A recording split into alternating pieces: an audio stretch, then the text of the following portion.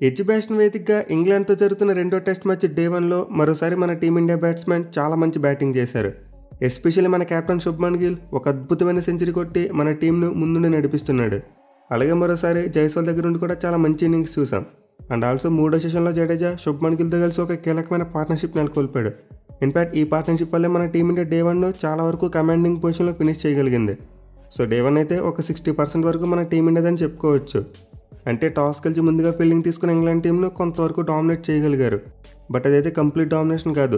Still game అనేది ఇంకా 2 sides ఈక్వల్గా ఉన్నట్టుగా అనిపిస్తుంది. పర్టికులర్గా మ్యాచ్ కోసం మన వాళ్ళ టీమ్ సెలెక్షన్ అంత చెప్పుకోదగ్గ రీతిలో లేదు.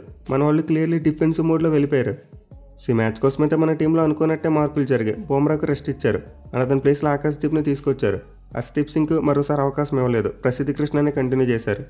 అండ్ మిగతా మార్పులు చూసుకుంటే సాయి సుదర్శన్ ప్లేస్లో నితీష్ కుమార్ రెడ్డి వచ్చాడు. అలాగే షార్దుల్ ఠాకూర్ ప్లేస్లో సందర్ని టీంలోకి తీసుకొచ్చారు. విచ్ మీన్స్ ఈ మ్యాచ్లో మన టీమిండియా 3 ఆల్రౌండర్స్తో వెళ్ళింది. నితీష్ కుమార్ రెడ్డి, జడేజా మరియు సుందర్. సో క్లియర్లీ మన వాళ్ళైతే ఆ బ్యాటింగ్ డెప్త్ని ఇంక్రీజ్ చేసుకునే ప్రయత్నంలోనే కనిపించారు. ఇన్ఫాక్ట్ టాస్ అప్పుడు కూడా గిల్ అదే చెప్పాడు, మాకు ఎక్స్ట్రా బ్యాటింగ్ డెప్త్ అవసరమని చెప్పి. విచ్ మీన్స్ మన వాళ్ళు ఈ మ్యాచ్లో అంత ప్రాపర్ బౌలింగ్ సెటప్తో వెళ్ళినట్టు కనిపించట్లేదు. పర్టికులర్గా బుమ్రా వెళ్ళినప్పుడు మన బౌలింగ్ని వీలైనంత స్ట్రెంగ్తన్ చేసుకోవాలి. బట్ మన వాళ్ళు ఉన్న స్ట్రెంగ్త్ని పీకేశారు. సో టు బీ ఫ్రాంక్ మన వాళ్ళకి ఎక్స్ట్రా ఆల్రౌండర్ ఆడిపించే కంటే ఒక ఎక్స్ట్రా బౌలర్ని తీసుకుని ఉంటే బాగుండేది. అంటే సుందర్ ప్లేస్లో కుల్దీప్ యాదవ్ అంటే ఒక వికెట్ టేకింగ్ బౌలర్ని తీసుకుని ఉంటే మన టీమిండియాకి మ్యాచ్లో గెలిచేందుకు ఎక్కువ అవకాశాలు ఉండేవి. పర్టికులర్గా ఇంగ్లాండ్ బ్యాచ్ బాల్ అనేది లెగ్ స్పిన్కి అగెనిస్ట్గా ఎక్కువగా స్ట్రగుల్ అవుతూ ఉంటుంది. తిరిగి ఎడ్యుకేషన్ పిచ్ అయితే చాలా వరకు ఫ్లాట్గానే ఉంది. పెద్దగా బౌలర్స్ కలిపేమీ లేదు. దీంతో ఖచ్చితంగా ఇంగ్లాండ్ బ్యాట్స్మెన్ ఈ వికెట్ మీద రెచ్చిపోయి బ్యాటింగ్ చేస్తారు. విచ్ మీన్స్ మన టీమిండియా బ్యాటింగ్ డెప్త్ని పెంచుకుని ఎన్ని రన్స్ కొట్టినా సరే పెద్దగా యూజ్ ఏమీ ఉండదు. మహా అయితే మ్యాచ్ని డ్రా చేసుకోగలం అంతే, గెలవలేము. సో క్లియర్లీ మన టీమిండియా టీమ్ సెలెక్షన్ చూసుకుంటే చాలా వరకు డిఫెన్సివ్ మోడ్లో కనిపించింది. అండ్ ఆల్సో మన వాళ్ళ బ్యాటింగ్ కూడా అలానే ఉంది. పెద్దగా అగ్రెసివ్ బ్యాటింగ్ చేయలేకపోయారు. సో టాస్ టైంలో రిజల్ట్ల క్యాప్టెన్స్ కూడా ముందుగా ఫీల్డింగ్ చేయాలని అనుకున్నారు. ఎందుకంటే ముందు చెప్పుకున్న ఎడ్యుకేషన్ పిచ్లో పెద్దగా ఏమీ కనిపించలేదు. చాలా వరకు ఫ్లాట్గా ఉంది. ఏమైనా ఉంటే డే 1 స్టార్టింగ్లో పిచ్ మీద కాస్త ఎక్స్ట్రా బౌన్స్ ఉండొచ్చు అంతే. దీనివల్ల రిజల్ట్ల క్యాప్టెన్స్ కూడా ముందుగా ఫీల్డింగ్ తీసుకోవాలని అనుకున్నారు. సో యాక్చువల్గా ఇంగ్లాండ్ టీంకి చూసుకుంటే చాలా వరకు మంచి స్టార్ట్ వచ్చిందని చెప్పుకోవచ్చు. వాళ్ళ బౌలర్స్ ఫస్ట్ టెస్ట్ మ్యాచ్లో కాకుండా ఈ టెస్ట్ మ్యాచ్లో అద్భుతంగా బౌలింగ్ చేశారు. మెయిన్లీ క్రిస్ వోక్స్ దగ్గర నుంచి ఆ టైట్ లైన్ అండ్ లైన్ చూసాం. అతనైతే ఆల్మోస్ట్ ప్రతి బాల్ కూడా స్టంప్స్ మీద పెట్టి బౌలింగ్ చేశాడు. దీనివల్ల మన ఓపెనర్స్ అంత ఫ్రీ ఫ్లోయింగ్ బ్యాటింగ్ చేయలేకపోయారు. ఎస్పెషల్లీ కేఎల్ రాహుల్ని కంప్లీట్లీ డిఫెన్సివ్ మోడ్లో పెట్టేశారు. మనమైతే చూసాం అతను back to back maiden overs ఆడాడు. ఇనీషియల్గా చూసుకుంటే బాల్ కొంతవరకు సీమ్ అవుతుంది. అంటే పిచ్ అయిన తర్వాత అటు ఇటు మూవ్ అవుతుంది. బట్ అది మరీ ఎక్కువగా లేదు. అయితే క్రిస్ వోక్స్ పెట్టిన టైట్ లైన్ అండ్ లెంత్ ఏదైతే ఉందో అది కేఎల్ రాహుల్ని చాలా డిస్టర్బ్ చేసింది. కొన్ని బాల్స్ అన్ఎక్స్పెక్టెడ్గా లోపలికి రావడం చూసాం. ఇన్ఫాక్ట్ ఎల్బీడబ్ల్యూ షాట్స్ కూడా చూసాం. So actually KL Rahul completely shell మోడ్లోకి వెళ్ళిపోయి క్రిస్ వోక్స్ని సీ ఆఫ్ చేద్దామనుకున్నాడు. బట్ అతను ఆఫ్ హార్టెడ్ డిఫెన్స్ తన వికెట్ని కాస్ట్ చేసింది. డిఫెన్స్ ఆడాల వద్దని డబుల్ మైండెడ్ మైండ్ సెట్తో ఆఫ్ హార్టెడ్గా బ్యాట్ నడిపెట్టాడు. బట్ అది ప్లే డౌన్ అయిపోయింది. సో మన టీమిండియా అయితే చాలా ఎర్లీగా వికెట్ కోల్పోయింది. 15 పరుగుల వద్దే రాహుల్ అవుట్ అయిపోయాడు. బట్ ఎనిమిది తర్వాత చాలా మంచి ప్రొడక్టివ్ పార్ట్నర్షిప్ చూసాం. కరుణ్ నాయర్ మరియు జైస్వాల్ ఇద్దరు కూడా ఛాన్సెస్ తీసుకుని అటాకింగ్ వేలో బ్యాటింగ్ చేశారు. ఇన్ఫాక్ట్ రెండో వికెట్కు 90 బంతుల్లోనే 80 పరుగుల పార్ట్నర్షిప్ యాడ్ చేశారు. సో యాక్చువల్గా ఫస్ట్ వికెట్ పడిన తర్వాత మన వాళ్ళ బ్యాటింగ్ ఒక్కసారిగా పికప్ అయింది. ఎస్పెషల్లీ జైస్వాల్ అయితే చాలా అగ్రెసివ్గా బ్యాటింగ్ చేశాడు. అండ్ కరుణ్ నాయర్ చూసుకున్న ఫుల్ లెంత్ వేసిన ప్రతిసారి కూడా బౌండరీస్ కొట్టడం చూసాం. మీరు ఇనిషియల్గా అతని విషయంలో ఒక క్లోజ్ ఎల్బీడబ్ల్యూ కాల్ చూసాం. ఎంపైర్స్ కాల్ వల్ల బతికిపోయాడు. వాటి తర్వాత మాత్రం రెచ్చిపోయి బ్యాటింగ్ చేశాడు. సో ఇద్దరు పార్ట్నర్షిప్ అయితే మన టీమిండియా స్కోర్ బోర్డ్ని పరుగులు పెట్టించింది. బట్ క్రూషియల్ టైంలో లంచ్ బ్రేక్ ముందు మరోసారి మన వాళ్ళు వికెట్ కోల్పోయారు. సేమ్ ఫస్ట్ టెస్ట్ మ్యాచ్లో అయితే లంచ్ బ్రేక్ ముందు తడబడ్డారో ఈ మ్యాచ్లో కూడా సేమ్ అలాంటిదే కనిపించింది. మెయిన్లీ కరుణ్ నాయర్ ఎక్స్ట్రా బౌన్స్కి డిసీవ్ అయిపోయాడు. బాల్ అనుకున్న దానికంటే చాలా ఎక్కువ బౌన్స్ అయింది.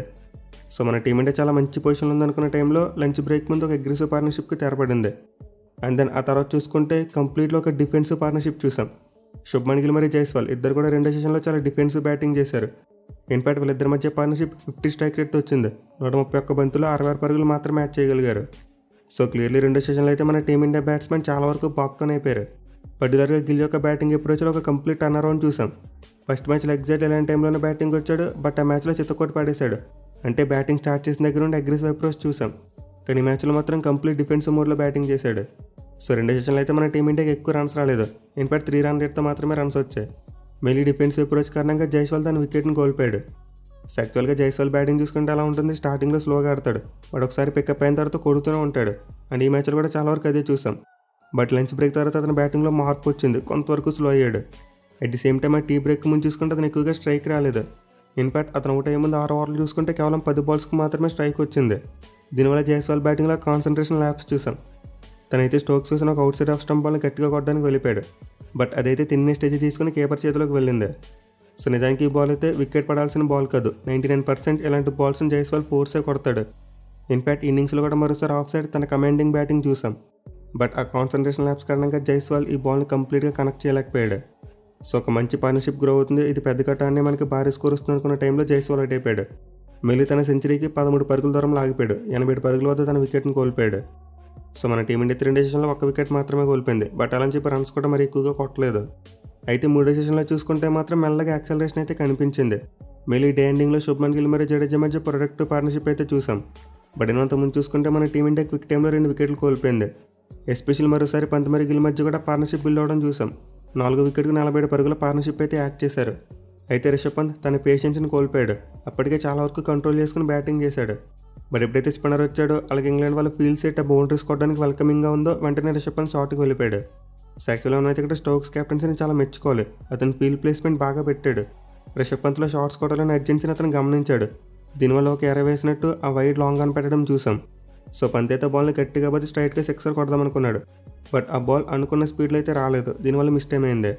అండ్ దాని వెంటనే నితీష్ కుమార్ రెడ్డి వికెట్ కూడా పడిపోవడం చూసాం. సో యాక్చువల్లీ నితీష్ కుమార్ రెడ్డి అయితే ఆ బాల్ని ఇంకా బాగా డిఫెన్స్ చేసి ఉండొచ్చు. బట్ అలా కాకుండా ఫుల్గా తన స్టంప్స్ని ఎక్స్పోజ్ చేశాడు. అట్ ది సేమ్ టైం బాల్ని లెఫ్ట్ చేద్దాం అనుకున్నాడు. కానీ క్రిస్ వోక్స్ వేసిన బాల్ సరైన లెంత్లో పడింది. అట్ ది సేమ్ టైం పడిన తర్వాత లోపలికి సీమ్ అయింది. సో టు బీ ఫ్రాంక్ మనమైతే నితీష్ కుమార్ రెడ్డి దగ్గర నుండి ఇంకా ఎక్కువ ఎక్స్పెక్ట్ చేసాం. బట్ అతనైతే చాలా పూర్వేలో తన వికెట్ని కోల్పోయాడు. సో సడన్గా మన టీమిండియా అయితే 3 పరుగుల వ్యవధిలో బ్యాక్ టు బ్యాక్ 2 వికెట్లు కోల్పోయింది. దీంతో మళ్ళీ ఆ కొలాప్స్ ఏమైనా ట్రిగ్గర్ అవుతుందని చెప్పి డౌట్స్ వచ్చాయి. ఎస్పెషల్లీ మన వాళ్ళు 211 పరుగుల వద్ద 5వ వికెట్ని కోల్పోయారు. సో ఈ టైంలో కనుక మరో వికెట్ పడి ఉంటే ఖచ్చితంగా మన టీమిండియా ట్రబుల్లోకి వెళ్ళిపోయేది. బట్ క్రూషియల్ టైంలో జడేజా మరియు శుభ్మన్ గిల్ వీళ్ళిద్దరి మధ్య ఒక అద్భుతమైన పార్ట్నర్షిప్ చూసాం. ఇన్ఫాక్ట్ డే అండ్ సరికి అజయంగా 6వ వికెట్కు 99 పరుగుల పార్ట్నర్షిప్ యాడ్ చేశారు. అది కూడా ఆల్మోస్ట్ 75 స్ట్రైక్ రేట్తో బ్యాటింగ్ చేశారు ఇద్దరు కూడా. సో ఈ పార్ట్నర్షిప్ ఏదైతే ఉందో మన టీమిండియా కొలాప్స్ జరగకుండా కాపాడిందని చెప్పుకోవచ్చు. అట్ ది సేమ్ టైం ఈ పార్ట్నర్షిప్లో ప్రొడక్టివిటీ కూడా చూసాం. అంటే ఎక్కువగా రన్స్ కొట్టారు. సో నార్మల్గా చూసుకుంటే జడేజా ఎక్కువగా డిఫెన్సివ్ మోడ్లో బ్యాటింగ్ చేస్తాడు. బట్ ఇన్నింగ్స్లో మాత్రం చాలా మంచి పాజిటివ్ అప్రోచ్తో బ్యాటింగ్ చేశాడు. ఇన్ఫాక్ట్ మరోసారి తను ఎందుకు బెస్ట్ ఆల్రౌండర్ ప్రూవ్ చేసుకున్నాడు. క్రూషియల్ టైంలో బ్యాటింగ్ వచ్చి కెప్టెన్తో ఒక బ్రిలియంట్ పార్ట్నర్షిప్ యాడ్ చేశాడు. వేరేస్ గిల్ చూసుకుంటే 50 కొట్టిన తర్వాత గేర్లు మార్చడం చూసాం. అతను కూడా కొంతవరకు యాక్సలేట్ చేయడం మొదలుపెట్టాడు. మెయిలీ సెంచరీ దగ్గర ఉన్నప్పుడు రిస్క్ తీసుకుని క్విక్గా బౌండరీస్ కొట్టి తన 100ని కంప్లీట్ చేసుకున్నాడు. సో శుభ్మన్ గిల్ అయితే కెప్టెన్ ఆడుతున్న తన 2వ మ్యాచ్లో కూడా సెంచరీ కొట్టాడు. ఇన్ఫాక్ట్ తను కొట్టిన 2 సెంచరీలు కూడా డే 1లోనే వచ్చాయి. అంటే ఫస్ట్ టెస్ట్ మ్యాచ్ డే 1లో సెంచరీ కొట్టాడు. అండ్ 2 టెస్ట్ మ్యాచ్ డే 1లో సెంచరీ కొట్టాడు. సో ఇప్పటివరకు మన టీం మీద జరిపిన ఇంగ్లాండ్ గడ్డ మీద ఒక బ్యాట్స్మెన్ ఇలా ఇప్పుడు కూడా చేయలేదు. For the first time England గడ్డ మీద 2 టెస్ట్ మ్యాచ్లో డే 1లో సెంచరీస్ కొట్టిన మొట్టమొదటి ఇండియన్ బ్యాట్స్మెన్గా రికార్డుని క్రియేట్ చేశాడు. సో ఈ మ్యాచ్లో అయితే గిల్ బ్యాటింగ్లో ఎక్కువగా రెస్పాన్సిబిలిటీ కనిపించింది. తక్కువ రిస్క్ తీసుకుని బ్యాటింగ్ చేశాడు. మెయిల్ మరోసారి అతని బ్యాటింగ్లో ఆ కంట్రోల్ అనేది గట్టిగా కనిపించింది. ఆల్మోస్ట్ 97% కంట్రోల్తో బ్యాటింగ్ చేశాడు. సో శుభ్మన్ గిల్ అయితే కెప్టెన్గా అయిన తర్వాత already 2 different kinds of innings ఆడడం చూసాం. మొదటి మ్యాచ్లో కొంతవరకు అగ్రెసివ్ బ్యాటింగ్ చేసి ఫాస్ట్గా సెంచరీ కొట్టాడు. కానీ మ్యాచ్లో మాత్రం కంప్లీట్గా దానికి ఆపోజిట్గా ఒక డిఫెన్సివ్ సెంచరీ కొట్టాడు. సో శుభ్మన్ గిల్ బ్యాటింగ్లో అయితే చాలా మార్పు కనిపిస్తుంది. అంటే ఏ బాల్ని కొట్టాలి, ఏ బాల్ని లీవ్ చేయాలనేది క్లియర్ మైండ్ సెట్తో ఆడుతున్నాడు. పర్టికులర్గా అతని బ్యాటింగ్లో మెయిన్ ఫీచర్ ఏంటంటే ఆ సాఫ్ట్ హ్యాండ్స్ని బాగా యూజ్ చేస్తున్నాడు. అదే గతంలో చూసుకుంటే హాట్ హ్యాండ్స్తో కొట్టేసేవాడు బాల్ని. కానీ సిరీస్లో చూసుకుంటే మాత్రం ఎక్కువగా సాఫ్ట్ హ్యాండ్స్తో బ్యాటింగ్ చేస్తూ చాలా వరకు రిస్క్ ఫ్రీ క్రికెట్ ఆడుతున్నాడు. సో ప్రస్తుతానికి అయితే గిల్ సెంచరీ కారణంగా మన టీమిండియా కొంతవరకు రైట్ డైరెక్షన్లోనే వెళ్తుంది. అండ్ ఆల్సో జడేజా కూడా చాలా మంచిగా బ్యాటింగ్ చేస్తున్నాడు. దీంతో ఇద్దరు పార్ట్నర్షిప్ రేపు కంటిన్యూ అవ్వాలి. పర్టికులర్గా డే 2 ఫస్ట్ సెషన్లో మొదటి గంట పాటు చాలా వరకు జాగ్రత్తగా బ్యాటింగ్ చేయాలి. ఎందుకంటే టైంలో పిచ్ నుంచి బౌలర్స్కి హెల్ప్ దొరికే అవకాశం ఉంటుంది. పైగా ఇంగ్లాండ్ వాళ్ళు న్యూ బాల్ని తీసుకున్నారు. సో ఇద్దరైతే డే 2 స్టార్టింగ్లో మొదటి గంట పాటు వికెట్ పడకుండా జాగ్రత్తగా ఆడితే ఆ తర్వాత బీభత్సంగా రన్స్ కొట్టవచ్చు. ఎందుకంటే ఈరోజు కూడా వెదర్ ఫోర్కాస్ట్ క్లియర్గానే ఉంది. అంటే మరోసారి ఎండ కాసేందుకు ఎక్కువ అవకాశాలు ఉన్నాయి. సో ఈ పార్ట్నర్షిప్ కనుక ఇంకా పెద్దగా మారితే మన టీమిండియాకు మరోసారి 450 కంటే ఎక్కువ రన్స్ వస్తాయి. బట్ స్టిల్ ఇలాంటి బ్యాటింగ్ అనేది మనం ఫస్ట్ టెస్ట్ మ్యాచ్లో కూడా చూసాం. కానీ అయినా కానీ మ్యాచ్ ఓడిపోయాం. సో మన వాళ్ళకి బ్యాటింగ్లో పెద్దగా సమస్య ఏమీ కనిపించట్లేదు. మన వాళ్ళ బౌలింగ్ ఒక సమస్యగా ఉంది. దీంతో మనకి డే 2లో తెలిసిపోద్ది. మెయిన్లీ మ్యాచ్లో వాళ్ళు చాలా వరకు ట్రెడిషనల్ వేలో బ్యాటింగ్ చేస్తున్నారు. అంటే అగ్రెసివ్ ఇండియన్ మరి ఎక్కువగా చూపించలేకపోతున్నారు. సో మన వాళ్ళు ఇలా కష్టపడి మెల్లగా 2 రోజులు బ్యాటింగ్ చేసి ఒక 500 పరుగులు కొట్టినప్పటికీ దాన్ని ఇంగ్లాండ్ వాళ్ళు ఒక రోజులో కొట్టేస్తారు. ఎందుకంటే వాళ్ళ బ్యాటింగ్ ఎప్పుడో చాలా ఉంటుంది. దీంతో మ్యాచ్లో మన టీమిండియా బ్యాట్స్మెన్ ఎంత అద్భుతంగా అన్నప్పటికీ బౌలింగ్ సరిగ్గా లేకపోతే యూజ్ ఏమి ఉండదు. అంటే బౌలర్స్ మరోసారి ఫెయిల్ అయితే ఈ మ్యాచ్ ఓడిపోవడం లేకపోతే డ్రా చేసుకోవడమే జరుగుద్ది. సో యాక్చువల్గా మన వాళ్ళు ఇదే బ్యాటింగ్ ఇదే స్కోర్ డే 1లో వేరే టీం మీద కొట్టుంటే చాలా వరకు పాజిటివ్గా మాట్లాడుకునే వాళ్ళం. బట్ ఇంగ్లాండ్ టీంకి అగెన్స్ట్గా చూసుకుంటే మాత్రం కంఫర్టబుల్గా ఉన్నాం అనే పొజిషన్లోకి రాలేకపోతున్నాం. సో చూడాలి మరి డే 2లో మన వాళ్ళ బ్యాటింగ్ అప్రోచ్ ఎలా ఉండబోతుంది అండ్ ఆల్సో బౌలింగ్ కూడా ఎలా చేస్తారనేది.